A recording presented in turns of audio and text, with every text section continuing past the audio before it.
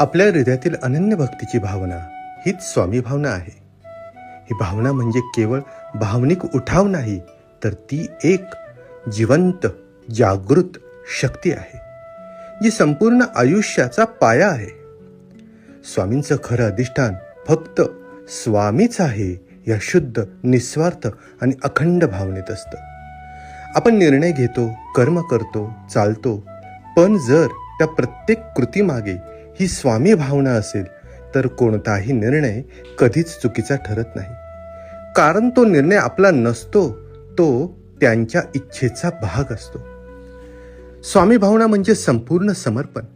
हे कार्य तुमचं आहे स्वामी, तुम्हीच प्रेरणा द्या, तुम्हीच मार्ग दाखवा. ही भावना जर अंतर्मनात सतत जागृत असेल तर आयुष्य अधिक शांत, स्पष्ट आणि समर्थ होतं. आपल्या अहंकाराच्या पलीकडे जाऊन जिथे प्रत्येक कृती फक्त सेवा भावनेने होते, जिथे निर्णय माझं नाही तर स्वामींचे आहे असे मानून घेतले जातात, तिथेच खऱ्या अर्थाने स्वामींचे अधिष्ठान प्रकट होते. म्हणून ह्या स्वामी भावनेवर स्थिर राहा. कितीही वादळ असो, कितीही अंधार असो, ही भावना तुमचं रक्षण करील, मार्गदर्शन करील आणि जीवन सुकर करील. कारण ही भावना स्वामींची आहे, ही भावना स्वामींची आहे. बोला श्री स्वामी समर्थ महाराज की जय.